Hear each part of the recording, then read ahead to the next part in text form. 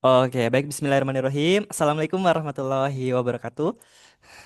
Waalaikumsalam Waalaikumsalam warahmatullahi warahmatullahi wabarakatuh. wabarakatuh. Nah, selamat siang semuanya, kakak-kakak, Selamat Selamat mas-mas, mbak-mbak semuanya, siang. cantik yang ganteng, dan waduh, dan pemateri bimbel, dan pemateri kuliah pakar pada kesempatan siang hari ini, yaitu siapa ada yang tahu, yaitu Bu Dr. Neni Triana yang terhormat. Oke, mungkin perkenalkan saya di sini Mas Gufron ya, sebagai fasilitator dari MCU yang akan menemani kalian dalam kegiatan acara kuliah pakar ini. Dalam 60 menit ke depan ya, kita akan membahas atau kita akan mendengarkan materi-materi yang nantinya akan disampaikan oleh Ibu Dr. Neni. Oke, mungkin sebelum kita mulai kuliah pakar pada kesempatan siang hari ini, alangkah baiknya kita berdoa sesuai agama dan kepercayaan yang masing-masing, biar acaranya di sini lancar, biar teman-teman juga mudah untuk menangkap materi yang nantinya akan diberikan oleh Bu Dr. Neni. Oke, baik. Eh, baik, doa dimulai dari sekarang.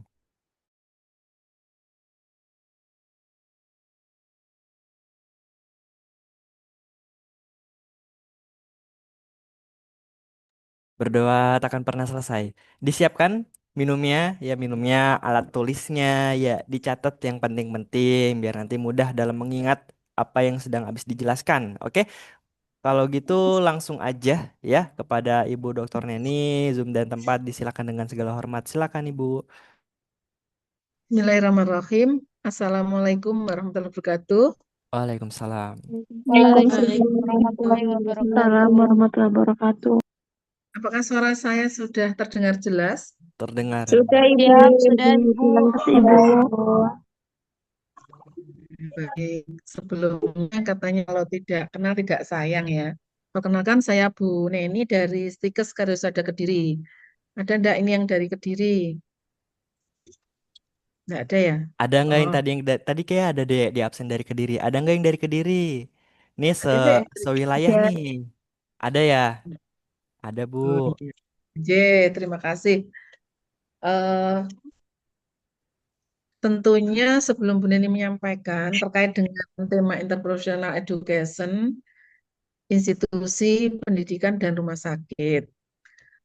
Untuk IPE sendiri itu kan sudah ada di kurikulum ya, di kurikulum S1 keperawatan ya sepertinya.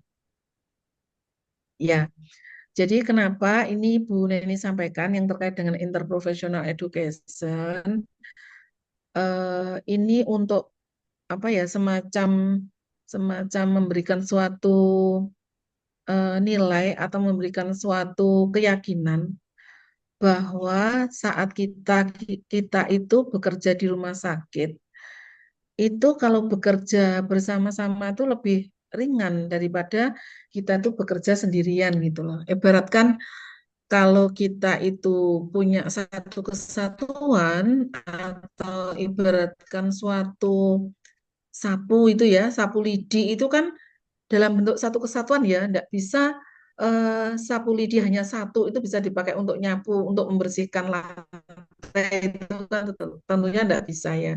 Ini adalah tema daripada interprofessional education atau disebut dengan IPE. Nah, IPE itu sendiri, nah, IPE itu sendiri itu sekarang lagi booming ya. Itu mulai mulai 2018 sampai sekarang itu awalnya belum dimasukkan di kurikulum awalnya.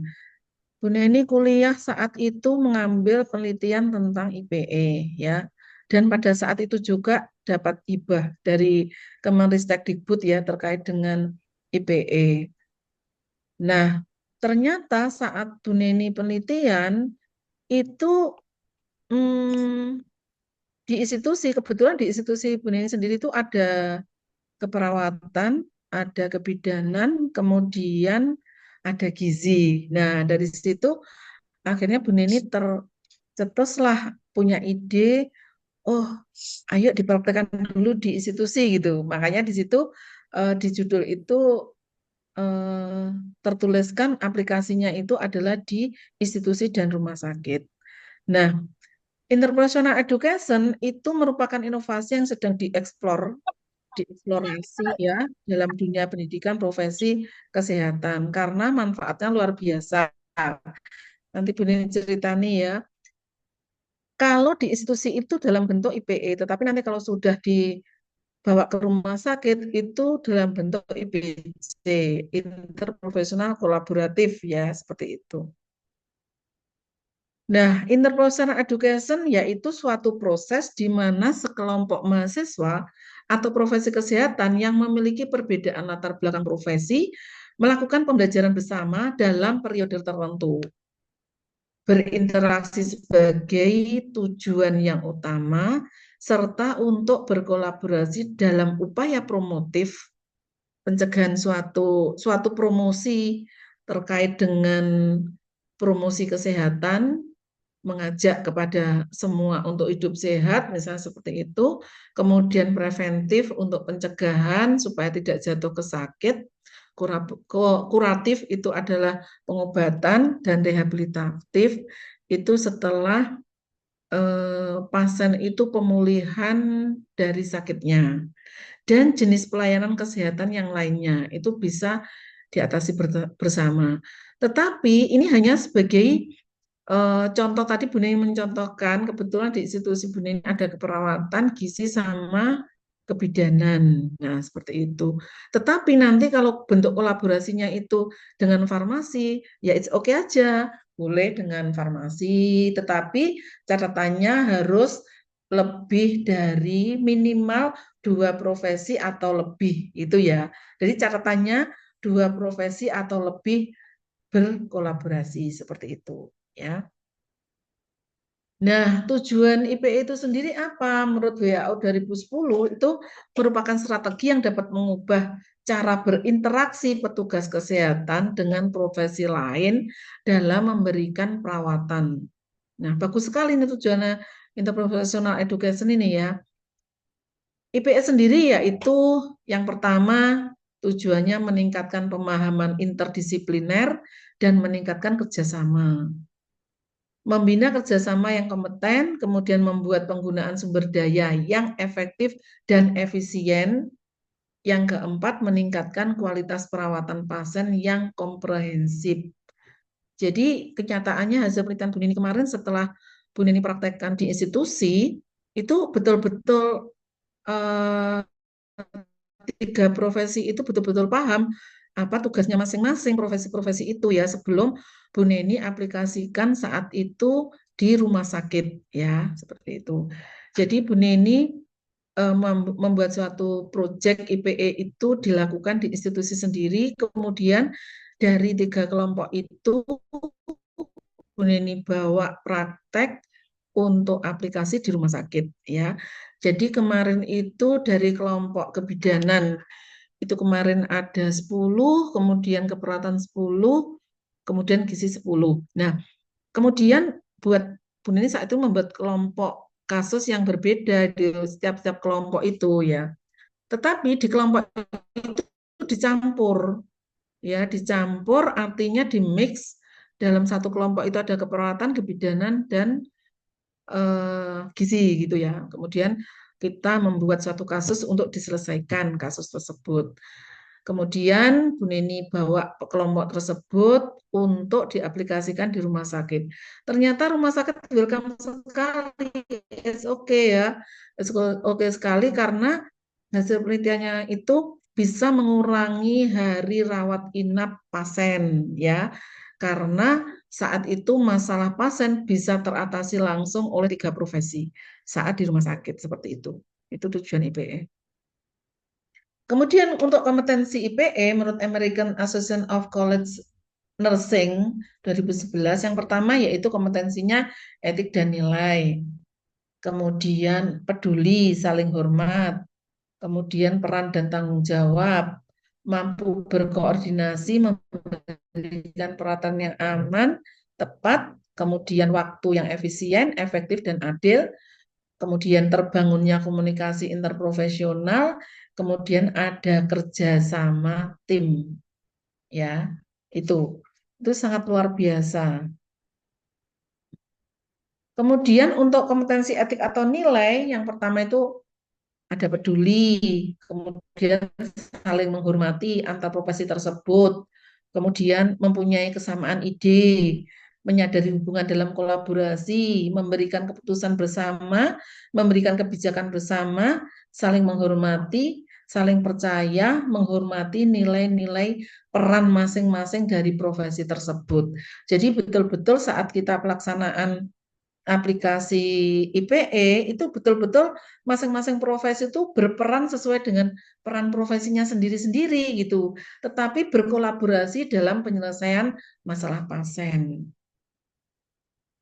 Kemudian untuk kompetensi etik atau nilai yang ke-10 yaitu saling peduli. Peduli menyelesaikan suatu masalah pasien ya, antar profesi itu saling peduli, kemudian tepat waktu dalam mengambil keputusan, menempatkan kepentingan bersama, menjalin hubungan saling percaya, bertindak jujur, menjaga kompetensi dalam masing-masing profesi.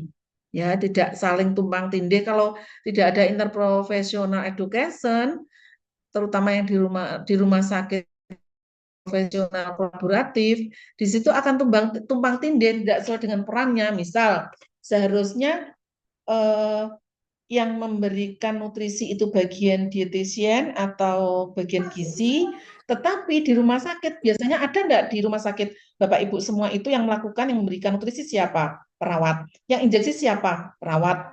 Ya, semua perawat. Ya, akhirnya perawat sampai sendiri semua yang profesi lain dikerjakan oleh perawat di double-double gitu ya. Tetapi kalau sudah melaksanakan IPE tidak akan terjadi itu dilakukan oleh perawat sendirian dalam menjalankan tugasnya ya. Kemudian menjalin hubungan saling percaya, bertindak jujur, menjaga kompetensi masing-masing profesi. Oke. Sekarang kompetensi peran dan tanggung jawab IPE keperawatan. Yang pertama yaitu memelihara hubungan baik dengan profesi lain, memberikan pengetahuan, keterampilan, dan pengalaman antar profesi, melakukan screening, pengukuran antropometri secara berkala, kemudian melakukan kolaborasi dengan tim profesi yang lain, merujuk pasien yang berisiko malnutrisi ke dietitian, kemudian melakukan pemantauan pencatatan asupan makanan dan respon pasien terhadap diet yang diberikan, serta menginfokan perubahan kondisi pasien kepada ahli gizi. Kemudian memberikan motivasi pada pasien dan keluarga terkait dengan pemberian asuhan gizi. Ya. Kemudian untuk kebidanan itu peran dan tanggung jawabnya yang pertama yaitu mengkaji permasalahan yang muncul dan bekerja sama dengan tim atau profesi lain, kemudian menyusun rencana kerja sesuai dengan hasil pengkajian, menyusun rencana kerja sesuai dengan hasil pengkajian sama ya.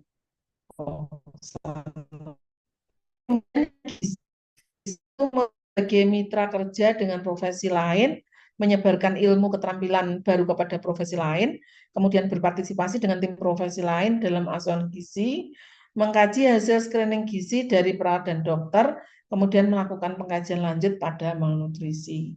Ini kebetulan tanggung jawabnya itu, tanggung jawab profesi ini, kebetulan kemarin Bu Neni mengambil contoh kasus malnutrisi sama kelebihan berat badan itu. Jadi nanti kalau bisa saat mengambil kasus itu yang bisa diatasi profesi yang akan melakukan tanggung jawab menyelesaikan permasalahan tersebut gitu ya. Jadi contohnya kalau misalnya permasalahannya terkait dengan farmasi, obat gitu ya, cara pemberian obat begitu, berarti itu adalah peran farmasi sama perawat seperti itu. Jadi kasusnya diambil saat praktek di institusi itu adalah yang terkait dengan kasus yang bisa diselesaikan oleh profesi yang akan kita gabung seperti itu. Jadi kebetulan di sini adalah tanggung jawab kasus malnutrisi saat itu dan kelebihan berat badan. Makanya ini tanggung jawab dan bentuk tanggung jawab dan perannya adalah kompetensi terkait dengan gizi. Kemudian untuk kompetensi peran dan tanggung jawab gizi yaitu melakukan pengajian, intervensi dan evaluasi, kemudian melakukan edukasi gizi dalam hal konseling dan penyuluhan, kemudian mencatat dan melaporkan hasil asuhan gizi, melakukan ronde pasien bersama tim. Kemudian kompetensi komunikasi yang pertama yaitu membina hubungan komunikasi dengan prinsip kesetaraan antar profesi kesehatan. Jadi kalau kita sudah mempraktekkan terkait dengan IPE tidak ada lagi perbedaan. Semua itu sama, kesetaraan sama, duduk sama rata, berdiri sama juga kesetaraannya antar kesehatan. Tidak ada yang merasa dokter paling wah, keren profesinya, bukan. Jadi sama-sama. Kalau toh nanti di institusi anak-anak semua itu ada jurusan fakultas kedokteran, kemudian ada keperawatan, ada kebidanan, ada gizi, silahkan berkolaborasi berempat profesi itu gitu ya. Kemudian yang kedua mampu untuk menjalin komunikasi dua arah yang efektif antar petugas kesehatan yang berbeda profesi, kemudian berinisiatif membahas kepentingan pasien bersama profesi kesehatan lain, yang keempat pembahasan mengenai masalah pasien dengan tujuan keselamatan pasien bisa dilakukan antar individu atau antar kelompok profesi kesehatan yang berbeda. Kemudian mampu menjaga etika saat menjalin hubungan kerja dengan profesi kesehatan lain. Yang keenam, mampu membicarakan dengan profesi kesehatan lain mengenai proses pengobatan, termasuk alternatif atau tradisional. Kemudian kompetensi komunikasi yang ketujuh yaitu di informasi yang bersifat komplementer atau saling melengkapi, kemampuan untuk membagi informasi yang appropriate dengan petugas kesehatan yang berbeda, kemudian berdasarkan medical record verbal maupun non-verbal. Kemudian yang kedelapan, paradigma saling membantu dan melengkapi tugas antar profesi kesehatan sesuai dengan tugas, peran, dan fungsi profesi masing-masing. Kemudian negosiasi atau kemampuan untuk mencapai persetujuan bersama antar profesi kesehatan mengenai masalah kesehatan pasien. Kesepuluh, kolaborasi, yaitu kemampuan bekerja sama dengan petugas kesehatan dari profesi lain dalam menyelesaikan masalah kesehatan pasien. Kesebelas, yaitu memahami keunikan masing-masing profesi. 12, mendengarkan secara aktif ide-ide dan opini dari masing-masing profesi. Jadi, kalau kita sudah mempraktekkan interprofesional di institusi, insya Allah nanti saat kerja pun itu akan terbawa. Ya, karena fungsinya IPE itu terutama yang di rumah sakit itu interprofesional kolaboratif sangat luar biasa sekali ya fungsi daripada IPJ yang ada di rumah sakit ya seperti itu. Jadi harapannya saat kita belajar IPE di institusi itu nanti mempunyai gambaran atau bayangan ketika kita nanti akan praktek atau menerapkan IPE itu di rumah sakit atau di institusinya masing-masing di mana bekerja seperti itu. Kemudian yang pertama yaitu adanya peran masing-masing dalam tim profesional, adanya pengembangan tim dan pelibatan tim yang efektif, terlibat aktif dalam penyelesaian masalah pasien yang spesifik, berpusat pada pemecahan masalah. Yang keempat yaitu mengintegrasikan pengetahuan dan pengalaman masing-masing profesi dalam pengambilan keputusan, kemudian terlibat dalam secara konstruktif dalam tindakan penyelesaian masalah pasien. Jadi saat punya pengalaman ya kemudian dibawa ke IPE ya tentunya itu si profesi lain harus juga aktif untuk mendengarkan atau aktif sebagai pendengar ya seperti itu. Dengan aktif kita sebagai pendengar akhirnya kita akan menjadi akur ya atau mempunyai satu kesatuan yang utuh. Nah, ibaratkan satu kesatuan IPE itu seperti ini. Ini adalah suatu pizza. Pizza itu bahannya dari apa? Ada terigu, ada mayones, ada saus, ada telur, ada bawang bombay, ada bawang pre. Bisa enggak itu berdiri sendiri? Jawabannya tentunya tidak bisa. Jadi IPE itu adalah satu membuat suatu pizza, otomatis itu harus disatukan ya. Disatukan antara tepung, telur, mayones, jamur, ya, kemudian saus, ada tomat. Nah, itu kalau di mix jadi satu, akhirnya jadi pizza yang enak. Jadi itu adalah bentuk kerjasama dari IPE. Ya, lanjut. Ini adalah juga kesatuan dari tim IPE, tidak membedakan suku, ras, dan agama. Semua satu kesatuan, tidak membedakan antara kulit hitam, putih, yang coklat, ya, tidak ada. Jadi IPE itu merupakan satu kesatuan tim. Oke. Contoh kasus ini adalah malnutrisi.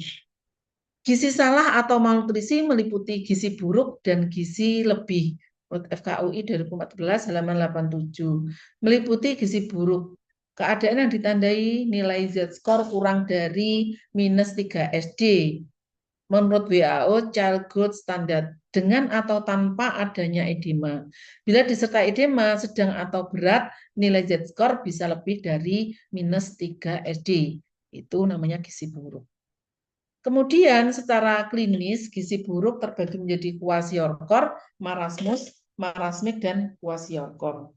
Walaupun dalam tata laksana tidak ada perbedaan, kecuali pengurangan jumlah cairan yang diberikan pada fase stabilisasi bila terdapat edema berat. Jadi penanganannya pada kwashiorkor marasmus atau marasmus kwashiorkor, di situ kalau misalnya ada udem harus dibatasi. Infonya apa ya? Sebenarnya ini bisa ya kalau misalnya membatasi jumlah cairan pada gizi buruk, kwashiorkor, marasmus atau perpaduannya itu bisa berkolaborasi dengan dokter ya. Akan tetapi saat itu di institusi BUN ini tidak ada kedokteran ya, jadi cukup 3 saja. Jadi kompetensinya juga menyesuaikan daripada kasus yang diambil, kompetensi yang dibaca di atas tadi. Kemudian marasmus merupakan hasil akumulatif, ini akumulatif masukan energi dan protein tidak ada kuat yang terjadi perlahan-lahan. Gejala klinisnya yaitu gagal tumbuh. Gagal tumbuh itu berarti berat badannya tidak naik-naik. Kemudian apatis atau cengeng, hipotropi, muka seperti orang tua dan lemak sebutan sangat sedikit atau tidak ada. Itu tanda-tanda kalau marasmus ya. Dulu kala sering sekali ya di luar Jawa itu banyak juga pasien yang kena marasmus, kwashiorkor seperti itu ya. Yang sekarang lagi tren itu adalah stunting ya. Saat dulu ya marasmus kwashiorkor. Sedangkan kwashiorkor yaitu terjadi selain karena kurang asupan makanan juga berkaitan dengan respon tubuh terhadap adanya infeksi dan stres oksidatif. Jadi pada kwashiorkor itu lebih parah daripada marasmus. Kalau yang kwashiorkor itu gejala klinisnya yaitu apatis atau cengeng, edema, rambut kusam, mudah dicabut, kemudian kelainan kulit, perut menjadi buncit, sering ditandai dengan anemi. Tata laksana diet gizi buruk. Tata laksana diet gizi buruk yang pertama yaitu adanya pengobatan atau pencegahan hipoglikemik. Ini sebenarnya bisa kolaborasi dengan dokter. Kemudian pengobatan pencegahan hipotermi sama kolaborasi dengan dokter. Pengobatan pencegahan dehidrasi, koreksi gangguan keseimbangan elektrolit, pengobatan dan pencegahan infeksi, koreksi defisiensi zat gizi mikro, pemberian makanan asal atau stabilisasi, pemberian makanan tumbuh kejar atau rehabilitasi ya. Kalau misalnya berat badannya jauh daripada normal itu harus pemberian makanan tumbuh kejar ya. Biasanya menggunakan susu ya, susu dimix dengan keju sama mentega. Kemudian stimulasi sensori dan dukungan emosional, kemudian persiapan tindak lanjut di rumah. Gizi lebih merupakan penimbunan lemak yang berlebihan dalam tubuh. Tata laksana diet gizi lebih yaitu tujuan untuk memperlambat atau peningkatan, mempertahankan atau menurunkan berat badan sampai berat badan sesuai dengan tinggi badan aktual dengan tetap memperhatikan faktor pertumbuhan anak. Kemudian tata laksana gizi lebih, energi diperhitungkan dengan menghitung kebutuhan dasar berat badan ideal sesuai dengan tinggi badan aktual, dikurangi 200 sampai 500 kilokalori per hari, tergantung dari selisih antara asupan energi aktual dan energi yang dihitung berdasarkan BP ideal. Kemudian anak usia 0 sampai 3 tahun tidak perlu dilakukan pengurangan kalori.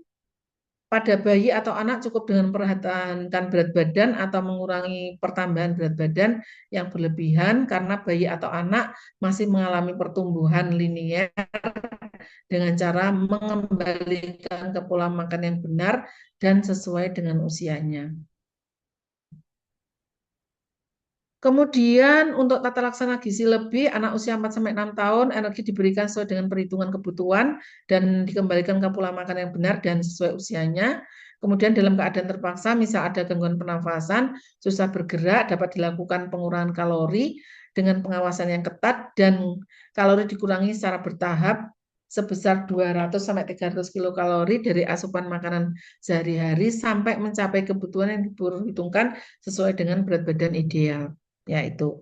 Jadi kalau misalnya punya anak gemuk atau gizi lebih, itu tidak boleh langsung didietkan secara drastis gitu ya. Kasihan anaknya nanti kalau kaget bisa pingsan nanti ya. Kemudian untuk tata laksana gizi lebih usia 7-19 tahun, target penurunan berat badan dapat direncanakan setiap kunjungan umumnya 1-2 kilogram per bulan. Kemudian pengurangan asupan kalori dilakukan bertahap sekitar 300-500 kalori dari asupan makanan sehari-hari, protein 15-20% dari total kebutuhan kalori, lemak kurang dari 25-30% dari kebutuhan energi total. Apabila disertai hiperlipidemia, maka diet yang diberikan disesuaikan. Ya, tidak boleh makanan-makanan yang tinggi lemak ya, hiperlipidemia itu. Kemudian karbohidrat diberikan 50-60% dari kebutuhan energi total, vitamin dan mineral sesuai dengan angka kecukupan gizi, cairan minimal sesuai dengan angka kecukupan gizi, pola makan 3 kali makanan utama dan 2 kali makanan selingan. Pola makan 3 kali makanan utama dan 2 kali makanan selingan. Susu tetap diberikan 1-2 gelas per hari berupa susu rendah lemak pada anak di atas 3 tahun dianjurkan pemberian serat dengan rumus umur dalam tahun plus 5 gram per hari. Ya. Kemudian untuk diet yang bervariasi sesuai dengan pola makan anak sehingga mudah diterima dan anak tidak cepat bosan. Jadi kalau bisa saat menurunkan berat badan anak itu makannya harus divariasi ya, tidak boleh monoton. Nanti jadi programnya gagal gitu ya.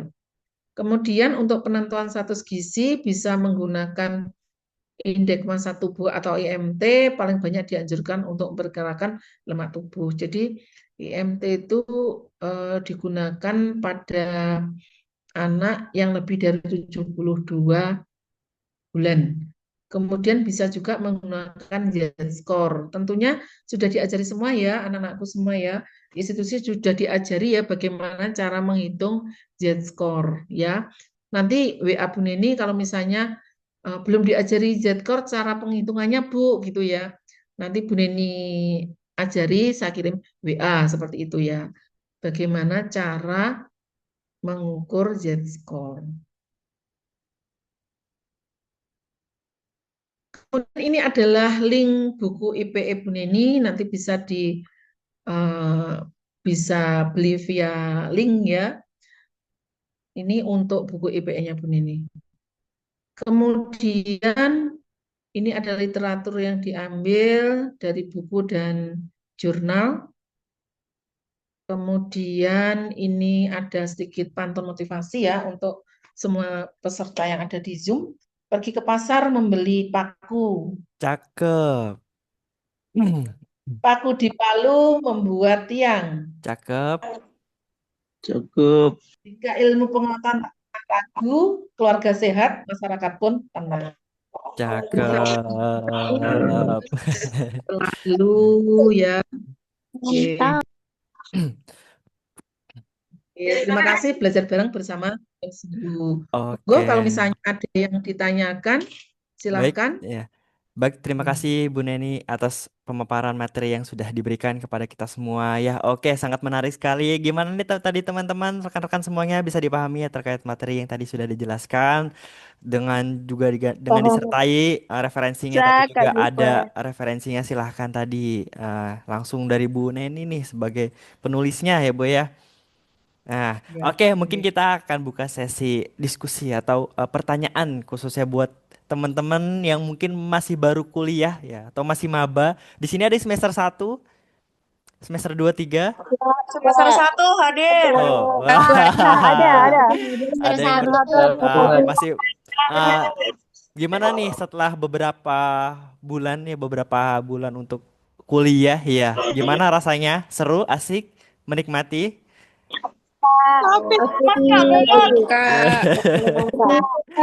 Ah, oke. Tadi ada yang raisen, Bu. Kita persilahkan dulu mungkin perkenalkan nama sama Ya. asal kampus. Nih, yang raisen Kak Alfandi, silakan Kak. Oke, baik. Terima kasih Mas Gufron. Dan juga teman-teman, perkenalkan nama saya Alfandi Liu. Saya semester 5, Sarjana Farmasi di Kupang, Universitas Citra Bangsa. Oke, Oke. saya ingin izin Bu Dokter, izin bertanya. Eh, Mungkin sudah dijelaskan bahwa kita harus setara dan lain sebagainya dengan profesi yang lain. Tapi seperti yang kita ketahui bersama bahwa ada beberapa isu terkait dengan hierarki. Contohnya, seorang dokter menganggap perawat masih di bawah atau mungkin seorang farmasis di bawah dari mereka. Nah, pertanyaan saya, bagaimana sih caranya kita tuh bersikap atau meresponi jika seseorang anggota tim dari profesi lain itu memandang rendah profesi lain karena hierarki yang saya sebutkan tadi. Terima kasih, Bu. Oke. Bagus sekali pertanyaannya ya. Insya Allah nanti kalau misalnya di institusi tersebut melaksanakan IPE, terutama di rumah sakit ya, itu tidak akan dipandang rendah ya, karena pada waktu itu Bu Neni pas kuliah S3 itu Bu Neni diundang ngajar di Unisula saat itu ya, di Unisula, kemudian juga terkait dengan kolaborasi IPE ini. Nah, kebetulan saat itu yang kuliah itu adalah kedokteran, mahasiswa kedokteran sama mahasiswa keperawatan. Nah, dengan adanya kita membangun mulai dari institusi, kemudian dipraktekkan nanti di rumah sakit dalam bentuk interprofesional kolaboratif, insya Allah tidak ada perbedaan kesetaraan ya yang apa ya, terutama yang di daerah-daerah ya, di daerah-daerah di luar Jawa itu kemungkinan kayak ada semacam strata gitu ya, semacam strata gitu. Tapi kalau misalnya IPC itu bisa dilakukan di rumah sakit, insya Allah tidak ada perbedaan kesetaraan, asalkan di institusi itu sering ada pertemuan atau komunikasi yang terkait dengan profesi, antar profesi. Jadi ada peran yang jelas, makanya tadi di atas itu kan ada peran dan tanggung jawab. Nah, itu otomatis sebentar, ada rumah sakit yang sudah menerapkan IPE itu kayak RSUD Dr. Sudono itu sudah melakukan apa praktek IPE di rumah sakitnya, otomatis itu sudah akan melebur semua profesi itu tidak ada penyetaraan gender dan tidak ada saling menyombongkan ini profesiku, ini profesimu. Jadi seperti itu ya. Nah, pada waktu Bu Nini kemarin hasil dari hibah penelitian Kemenristek kemarin juga diterapkan di rumah sakit itu welcome rumah sakit itu dan pada waktu itu juga diapresiasi ya sama direkturnya yang seorang dokter. Wah, itu bagus ya kalau misalnya itu diterapkan di rumah sakit ya mungkin kalau langsung diselesaikan masalah itu permasalahan pasien tentunya juga sangat menguntungkan pasien seperti itu. Jadi tinggal apa Mas menanamkan budaya saja menurut Bu Neni ya Jadi budaya IPE itu harus dibangun mulai dari institusi. Izin bertanya, apakah sudah mendapatkan ada enggak IPE itu di kurikulum akademik?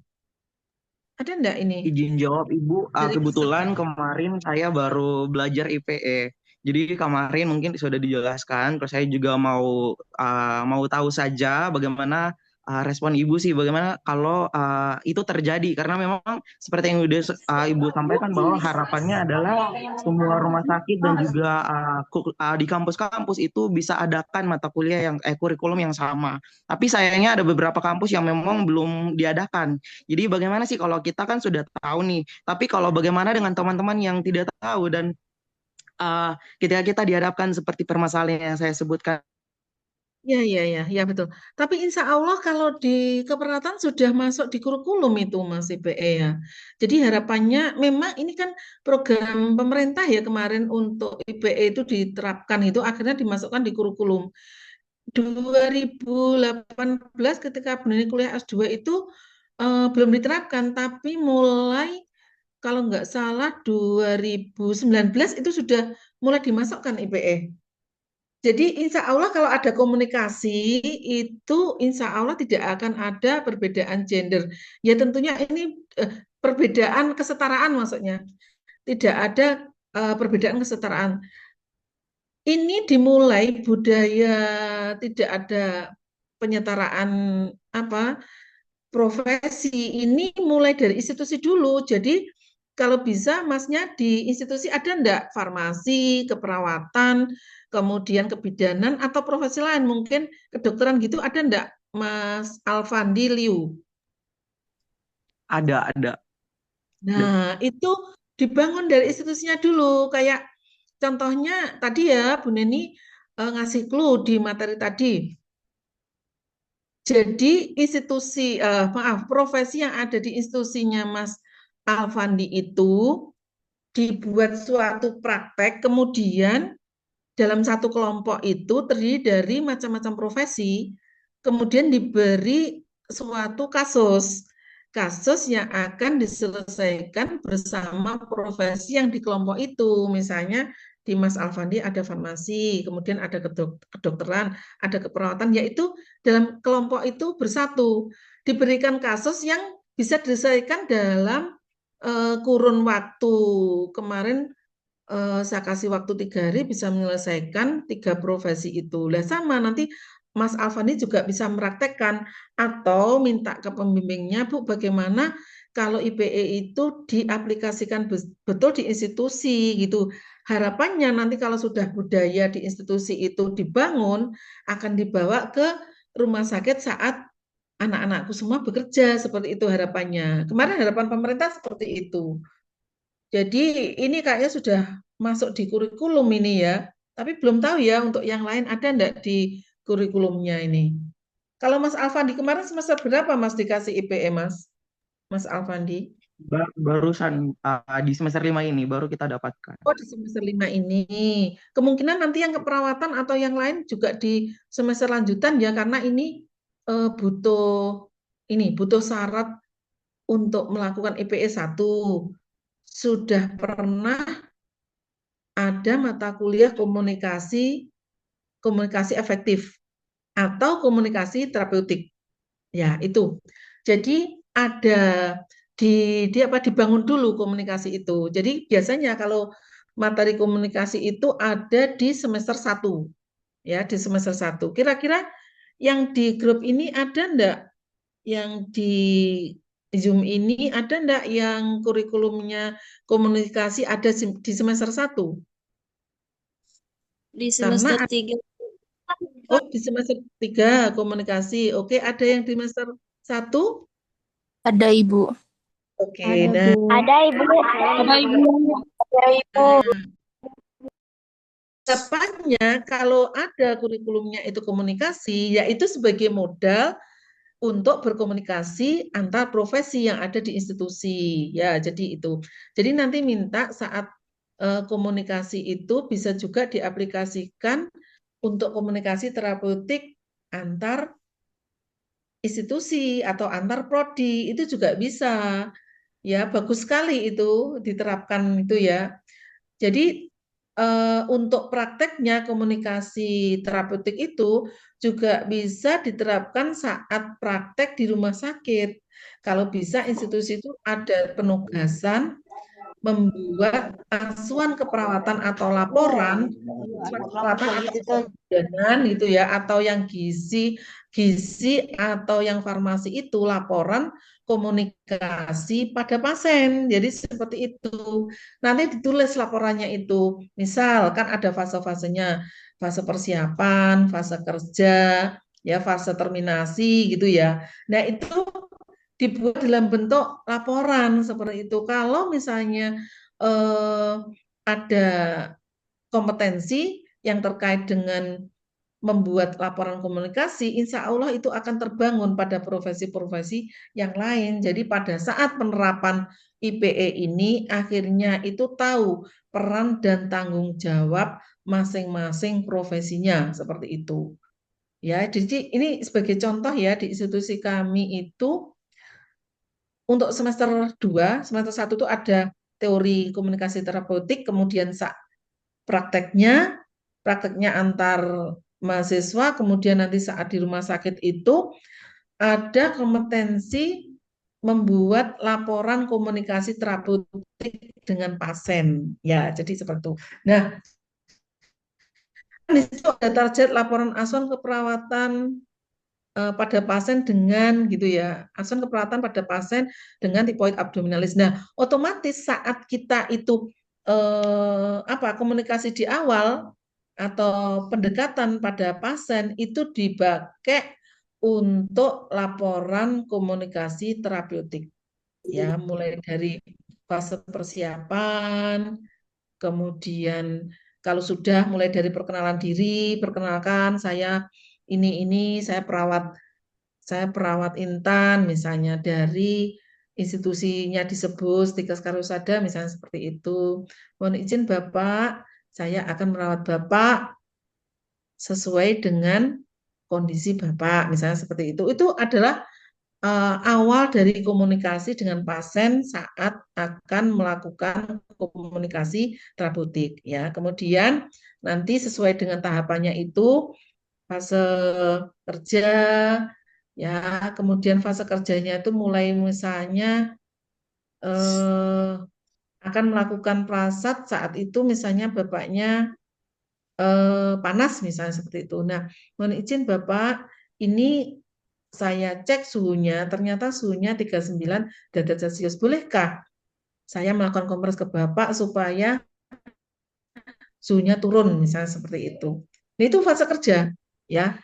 Kemudian kalau sudah oke, pasiennya menjawab, oke, silahkan. Ya ditulis antara perawat, kemudian sama pasien menjawab apa saja, itu dilaporkan di laporan komunikasi terapeutik itu. Ya, kalau sudah selesai kompres, pasiennya diukur suhunya lagi, kemudian fase terminasinya adalah, mohon maaf Bapak, saya sudah ngecek suhunya, ternyata setelah dilakukan kompres suhunya turun. Ya, nanti kalau misalnya ada yang diperlukan lagi, boleh nanti menemui saya di nurse station seperti itu. Itu adalah bentuk terminasinya, ya, bentuk terminasinya itu dalam bentuk nanti kalau misalnya dibutuhkan sewaktu-waktu boleh menemui saya di nurse station seperti itu. Itu contoh daripada laporan komunikasi terapeutik, ya, seperti itu. Itu di kami di semester 2. Jadi di semester 1 itu adalah teori, kemudian di semester 2-nya kita praktek. Praktek asuhan keperawatan dan kompetensinya membuat laporan pendahuluan dan laporan komunikasi terapeutik. Seperti itu. Mungkin dengan praktek seperti itu, nanti harapannya kalau sudah masuk mungkin di kurikulum IPE itu masuk di semester 5 seperti Mas Alfandi tadi ya, nah, otomatis itu sudah lancar dalam komunikasi karena apapun komunikasi itu sebagai kunci saat kita praktek profesi di lapangan. Ya, seperti itu. Nanti harapannya saat kita mempraktekkan komunikasi dengan antar profesi di IPE itu menjadi satu kesatuan tadi, tidak ini loh aku, Aku ini loh dokter, ya profesi dokter. Ini loh aku perawat, semua tak atasi sendiri ya. Semua gak tak bagi tugasnya misalnya seperti itu. Enggak boleh. Jadi yang membuat tugas dan tanggung jawab sesuai dengan kasusnya masing-masing itu adalah kesepakatan di tim tadi ya, di tim tadi. Karena timnya ada 3 profesi, perawat, bidan, sama gizi, ya yang membuat tanggung jawab dan peran adalah kelompoknya tadi seperti itu dengan berbekal literatur seperti itu. Bagaimana? Apakah sudah jelas Pandinya? Wih, baik Ibu Dokter. Gimana Mas Alfandi? Bisa dipahami terkait penjelasannya? Bisa dipahami. Terima kasih. Alhamdulillah, sama-sama. Semoga bisa lebih menambah pengetahuannya atas tadi yang sudah dijelaskan. Terutama buat teman-teman yang lain juga nih, yang belum belajar atau mungkin yang sudah belajar biar bisa lebih memahami. Nggak terasa juga ternyata udah 13.50. Apakah ada lagi yang ingin mau ditanyakan? Oh nih, Ibu dari Kak Nabila dulu nih. Izin Bu bertanya bedanya komunikasi terapeutik dan komunikasi konseling apa ya Bu? Ya, oke. Oke, terima kasih atas pertanyaan yang bagus. Kalau komunikasi konseling itu biasanya cenderung ke masalah pribadi. Kalau komunikasi terapeutik itu adalah cenderung menyelesaikan masalah, membantu menyelesaikan masalah pasien saat dirawat. Beda ya, tentunya ya. Kalau yang konseling itu cenderung ke masalah pribadi, biasanya tidak mau profesi lain sampai tahu. Seperti itu. Tapi kalau komunikasi terapeutik itu terkait dengan komunikasi yang akan menyelesaikan masalah yang dialami, masalah kesehatan maksudnya, masalah kesehatan yang dialami oleh pasien. Jadi contoh pasiennya itu tipoid abdominalis misalnya. Ya komunikasi terapeutiknya yang terkait dengan perawatan tipoid abdominalis. Tapi kalau komunikasi konseling itu tentunya ada rahasia yang profesi lain tidak boleh mengetahui. Nah, itu perbedaannya seperti itu. Ya, bagaimana? Ya, Bagaimana siapa? Kak Nabilah ya, Nabilah bisa dipahami Mbak, ya? ya, Mbak. Ya, Oke. Kak. Eh, oke, Terima terima kasih kembali Kak Olivia Anita Sapia. Nih, Kak Ayu dulu. Ya, Tadi Kak Ayu saya ingat nih. Kak Ayu tadi mau ditanyakan Kak Ayu. Siap, ya. ada Ya, silakan perkenalan dulu namanya, izin kampusnya, Ibu, semesternya. izin teman-teman. Perkenalkan nama saya Ayu Antoneta Likilawa dari Stikes Rumah Sakit Profesor Dr. J.A. Latumeten Ambon.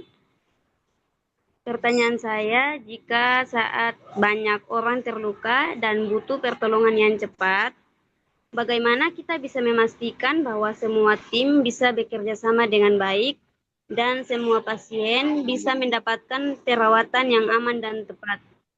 Iya. Oke. Terima kasih, bagus, bagus sekali ini pertanyaannya. Mbak Ayu Antoneta, gini, IPE itu sebelum kita menyelesaikan pasien itu dengan cepat, bergerak dengan cepat, itu ada komunikasi dulu, pembagian peran sesuai dengan materi Bu Neni. Jadi sebelumnya itu pasti ada komunikasi dulu. Tugas saya adalah ini. Contoh misalnya merawat luka ya. Berarti kalau merawat luka di situ ada peran dokter, oke? Ada peran Ya, perawat, oke? Ada peran gizi, oke. Nah, ini harus segera membagi tugas dan tanggung jawabnya masing-masing. Tentunya tugas dan tanggung jawab masing-masing ini sesuai dengan pasien yang akan diatasi. Contoh, kalau misalnya dokter untuk perawatan luka yang biar cepat gitu ya, otomatis apa? Menentukan dosis anestesi. Satu. Kemudian kalau perawat silahkan menyelesaikan atau merawat lukanya pasien. Nah, itu adalah rawat luka. Yang gizi menentukan berapa kalori nutrisi yang akan diberikan pada pasien dengan rawat luka. Tentunya pada prinsipnya diet pada pasien luka itu adalah tinggi kalori, tinggi protein. Nah, itu harus segera dihitung berapa? tinggi proteinnya berapa? Ya, nah, itu sudah termasuk IPE. Ya, kalau di rumah sakit namanya IPC, Interprofesional Kolaboratif. Seperti itu. Bagaimana Mbak Ayu Siap, Anandeta? Bu. Terima kasih, Bu. Komunikasi dulu, kuncinya adalah komunikasi. Jadi sebelum menyelesaikan masalah, kita kumpul dulu. Ini tugasmu. Nah, ada pembagian peran dan tugas masing-masing sesuai yang di slide tadi. Jadi tanggung jawab dan peran masing-masing itu sesuai dengan kesepakatan profesi yang akan menyelesaikan masalah pasien. Seperti itu. Ya, Mbak Ayu? Siap, Ibu. Terima kasih. Sama-sama. Oke, terjawab sudah ya. Terima kasih. Oke, lanjut mungkin ini pertanyaan terakhir ya sebelum kita tutup acara pada kegiatan kuliah pakar siang hari ini. Terakhir dari Kak Olivia Anita Sapia. Izin Ibu, baik terkait materi yang sudah dipaparkan oleh Ibu Neni, pertanyaannya di sini jelaskan strategi apa yang dapat mengubah cara berinteraksi petugas atau profesi dengan tenaga kesehatan dalam memberikan pelayanan, Ibu. Oke. Strategi apa ya? Strategi apa supaya profesi yang berbeda itu menjadi kompak itu menurut Bu Neni ya.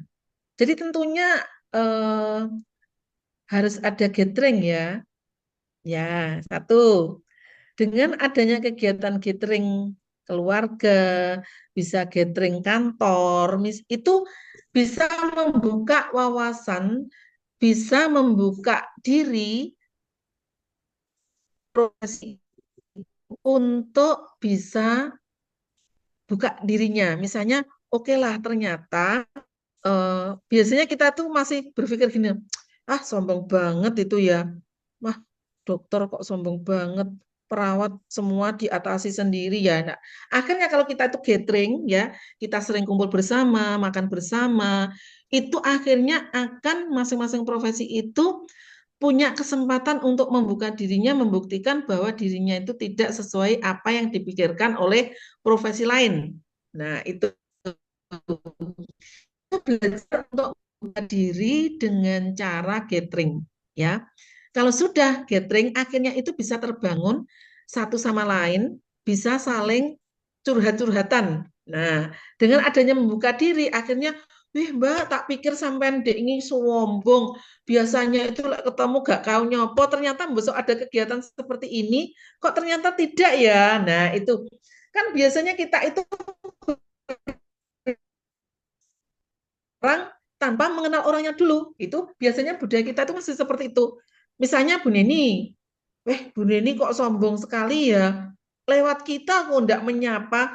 Padahal pada waktu itu Bu Neni sangat sibuk, kemudian dikejar-kejar waktu, sampai jalan pun itu tidak noleh kanan kiri. Lihat fokus ke depan. Nah, ada enggak yang seperti itu?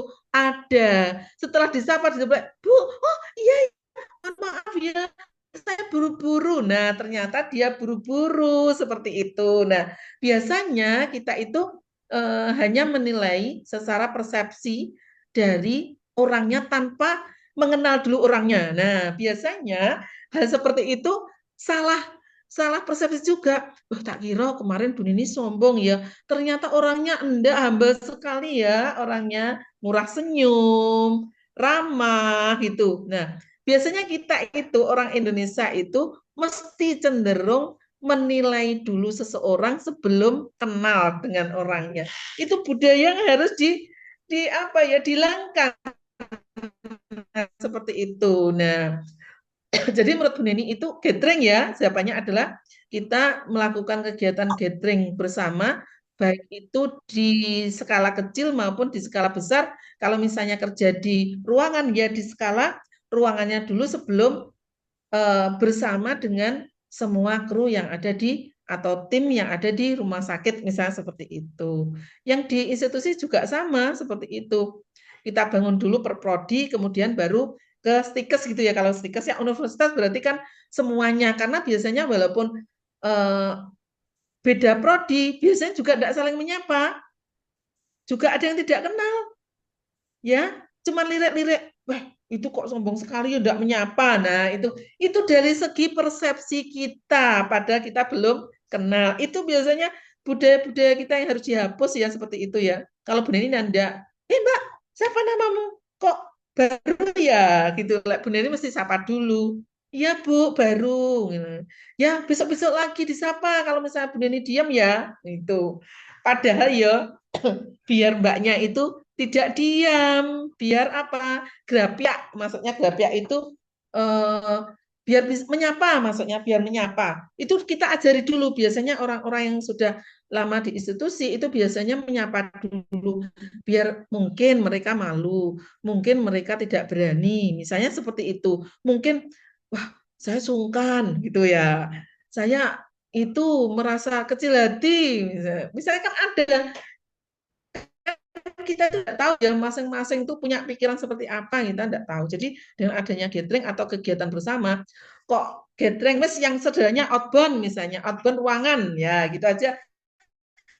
Hal yang seperti itu atau arisan pun ya sekarang kecil arisan. Nah itu arisan itu juga media untuk membuka diri ya dengan kegiatan yang kecil seperti arisan. Tapi bukan gibah loh yo. Nah, jadi kegiatan skala kecil misalnya arisan, ya itu sudah sebagai media untuk membuka diri. Seperti itu, Eh, bagaimana? Oke, Kak Olivia, gimana nih atas jawabannya? Semoga bisa dipahami ya. Tambahan mungkin bisa makan-makan bareng, bisa oh nanti ada film bagus nih. Ya, Oh, kita betul. ke bioskop yuk bareng-bareng, terus Ya, jalan-jalan bareng hebat. itu. Jadi mungkin ada orang yang mungkin agak menutup diri mungkin ya Bu ya. Tapi sebenarnya orang itu kalau udah kenal sama orang tuh asik gitu ya Bu ya. Tapi ada yang udah Ya, langsung asik ada. Jadi mungkin jangan langsung menilai orang ketika baru pertama kali bertemu, apalagi belum pernah komunikasi secara lama langsung ke orangnya gitu ya Bu ya. betul. Takutnya nanti malah Ya, kitanya, betul. takutnya malah nanti kitanya, aduh jangan dia. Padahal kalau udah kenal dia orangnya asik, beliau orangnya asik seperti itu ya Bu ya. Asik. Oh ya, kebanyakan begitu. Ternyata asik sekali ya kamu kalau ngobrol ya, ternyata biasanya sering gitu, Mas. Iya. Ya, iya, ya. Akhirnya kayak untuk membuka diri toh hal yang kecil-kecil seperti Hmm, itu. Ayo ada film anu drakor kita nobar iya. yuk gitu misalnya seperti itu. Itu hal yang kecil yang buat kita itu membuka diri Iya. seperti itu. Oke, baik gak terasa ternyata sudah jam 2 pada kesempatan siang hari ini. Sudah selesai sudah pertanyaan yang tadi sudah kita buka sesinya. Mungkin itu saja ya. Sebelum kita akhiri, kita izin foto dulu ya Bu Dokter ya. Teman-teman semuanya, Oke. saya pengen ngeliat wajahnya nih ya, cantik dan gantengnya. Mohon silahkan segera dinyalakan kameranya, oke? Nih, ada Kak Miracle tuh lagi gaya-gaya tuh. Kelihatan dari sini nih Kak Miracle, Kak Sulistia tuh tuh. Oke, silakan dinyalain kameranya. Silakan dinyalain kameranya. Yuk. Masih semangat nggak nih siang hari ini? Ada yang lanjut kuliah? Masih semangat, Kak. Masih. Oke, silakan dinyalakan kameranya. Masih. Ya, silakan dinyalakan kameranya. Oke. Ini yang nggak on kamera nih kelihatan nih. Oke, keluarkan senyum terbaik kalian semuanya ya. 3, 2, 1. Tunggu sebentar. Saya slide 2, 3, 2, 1. Masya Allah. Lagi lanjut slide 3, 3, 2, 1. Sebentar masih ada lagi slide 4. 500 orang loh. 3, 2, 1. Ini sebenarnya masih banyak ibu dokter yang mau join, tetapi Zoom-nya terbatas ada Ya, 500. Jadi next mohon time maaf ya Mas teman-teman ya. yang lain. Next, mungkin ya. Oke, baik. Ya, next Sudah time. selesai. Demikian telah selesai kuliah pakar pada kesempatan kali hari ini. Terima kasih Bu Dokter sudah menyempatkan waktunya. Semoga apa yang Ibu berikan menjadi amal jariah buat Ibu, ilmu-ilmunya yang Amin, amin nantinya ya kita Rabbal akan Alamin. laksanakan ya. Oke, itu aja pamit undur diri. Kurang lebihnya mohon dimaafkan. Nanti kita akan ada kuliah pakar lagi minggu depan. Nanti akan diinformasikan siapa dosen atau pematerinya. Itu aja kurang lebihnya mohon dimaafkan. Wabillahi taufiq walhidayah. Wassalamualaikum warahmatullahi wabarakatuh. Terima kasih Bu Nani. Waalaikumsalam Terima warahmatullahi kasih, Warahmatullahi Pak. Terima kasih Bu wabarakatuh. Dokter. Untuk Terima narasumber kasih. Makasih, ya. Ibu. Terima kasih, Bu. wabarakatuh. Terima Makasih, Bu. kasih, Bu. Makasih, Bu. Terima kasih.